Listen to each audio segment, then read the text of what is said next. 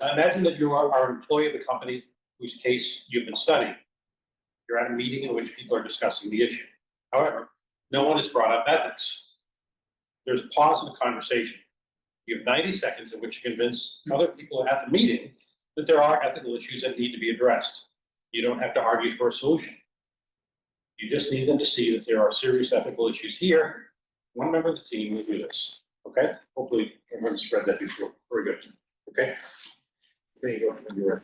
All right, so for the purpose of today, my name is Aletha Maybanks. I am the SVP and Chief Health Equity Officer of the American Medical Association, and you are representatives of the Board of Trustees for the American Medical Association. All right, whenever I'm ready, or? Well. Okay. Good afternoon. We at the AMA have committed to provide equitable care to all Americans. However, it is projected that by 2040, the cost of health inequity will reach over $1 trillion. The Black community, more than any other community, will pay the cost for this rise. It is clear that we have broken our promise to the American population, and we owe it to them to create a meaningful shift in our system. We need to break the cycle of discrimination, distrust, and trauma experienced by millions of Black Americans within our medical system. It is unacceptable that doctors are rarely shown people of color during their medical education journey. How can we expect them to properly diagnose patients if they have no point of reference? It is simply unacceptable that we keep misdiagnosing and improperly medicating patients simply due to the fact that their healthcare practitioners lack the cultural competency necessary to relate to their patients.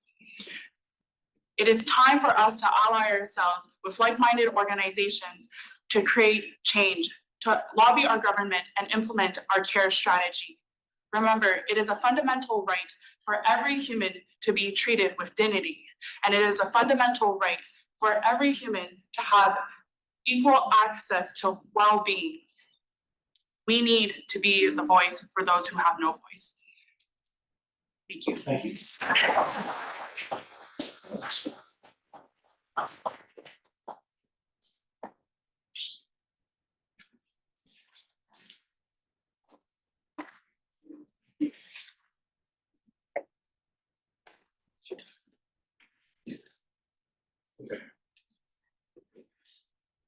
Who's going next? Is it UMass next? No, UMass is the. Oh, what do you have on your, sorry, what's the bad order? Sorry. Right, I just had a list of the teams, but it can be in the, if we have any, so, I've got, Asper graduate. Yeah, which team were you on?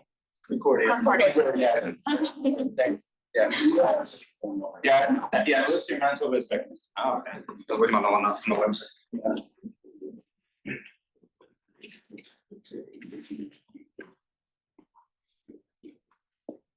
Your name is? My name's Eli. And for the purposes of this presentation, I'm a member of the executive committee presenting to the CEO, or I'm a member presenting to the CEO of the business, or at a meeting. Very good. Yeah, go ahead, you're right. Hey boss, I just had a thought. My brother's a senior at UMass, and he has been playing some of our fantasy sports with his friends. He was really excited about a $1,000 bonus that he just received, but that got me really worried because that bonus comes with a qualification where he needs to wager $25,000 in the next 90 days to qualify. He needs that money for his tuition. Normally he's a smart guy, but you know college students, they don't always read the fine print. Sometimes even I don't read the fine print. But you remember last meeting we were talking about expansion? I'm really worried that states won't be moving forward with legislation if people keep making bad decisions like my brothers. There's a lot of riding on the line for high-risk players. They can suffer from issues like strained relationships, financial ruin, or even in the worst case, life-threatening situations. If we dealt a new hand and tried adding some clarity to our marketing and incentivizing players to engage with responsible online gaming training, and that we could alleviate a lot of these risk scenarios. We could also backstop this with some support from a dedicated team. But this isn't just about player protection. It's about setting up a big win for the industry and gaining trust and showing that we care. That'd be a jackpot.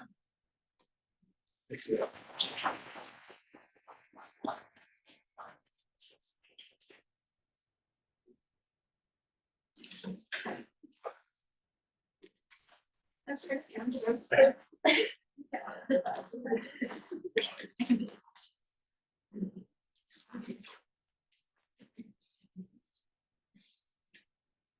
My name is Rohini and I'm from Space Avengers Consulting. So, hello everyone. There has been, sorry, I'll start again. Okay. Hello everyone. There has been something at the back of my mind that I have been wanting to speak about lately. We know that we are working at SpaceX and we are pushing our boundaries and achieving big missions in the space exploration. But there has been something like nagging at the back of my mind, and it is the issue about space debris. It is not just some clutter up there in space, which is floating, but it is actually an ethical issue that needs immediate attention, because if we don't address it now, starting now, it can make our future space explorations impossible. There are three things that I want to bring to your mind, that I want to bring to your attention. The first thing being that we know that we are not alone in this, and that we are not only responsible for solving all the problem of space debris, but that does not mean that we just sit back and not do anything about it. At least we can act and address the issues for the problems that we have created.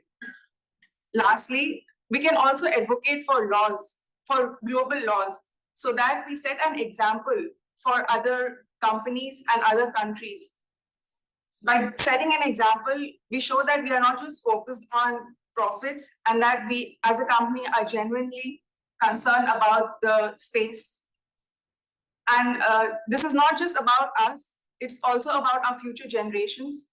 And it is our responsibility to make sure that it is our responsibility to make sure that space is a safe space for everyone and all of humanity. Thank you.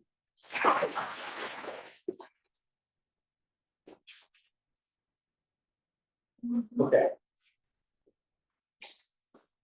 For the purpose of this presentation, I am a senior manager at YouTube. So are you guys.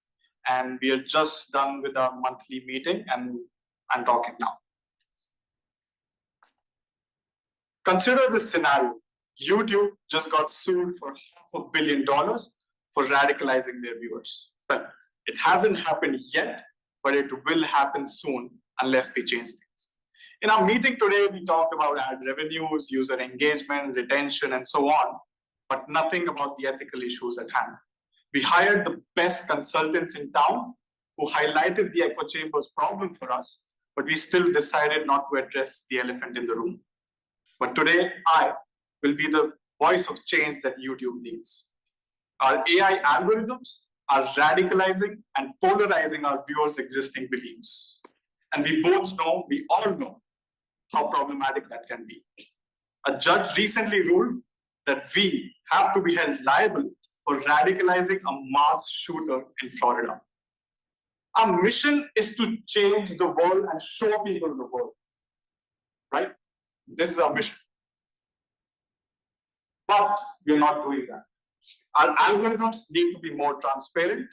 We need to tell people that we need to make people aware of their current biases, and we need to make sure that people know that there's an entirely different world outside of their bubbles. In my opinion, change begins at home. And once we incorporate ethics into our business decisions, only then can we truly claim that YouTube is showing people the world. Thank you.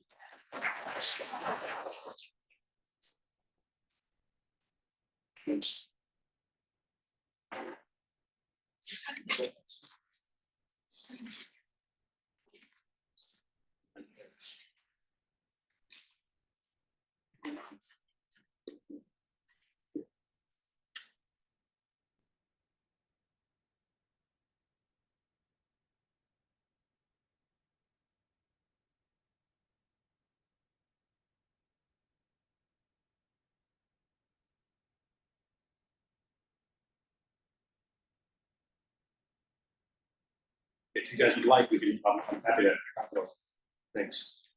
It's a very common scenario where you find yourself in a day talking with someone who's a decision maker. Don't, first, I would mention two things. First of all, don't miss it. But the second thing is also be keen to the moment you're in. If you're at a social occasion, do not bring up work. I've made that mistake before, I won't do it again. The guy who said, here we are, let's talk about that on Monday. Anyway, but if you have an opportunity with a decision maker, 90 seconds is a long time. I remind you again, they have short attention spans. The second thing is make it easy for them to hear. What I say by that is don't tell them what they want to hear, tell them what they need to hear, but at the same time, make it easy for them to engage with. Again, 90 seconds is a long time, okay? It will happen frequently and it'll happen spontaneously. It's just nature. I'm sure, even if you're just communicating or connecting with a faculty member at your job, or at school rather, or anything. We added this format for the sessions about 10 years ago. It's challenging because you start out thinking and trying to learn all you can, and you're trying to compress it in 90 seconds. This is pretty hard, but it's remarkably realistic. Right? Any questions for Greg Ryan? Okay, thanks guys. Thank you.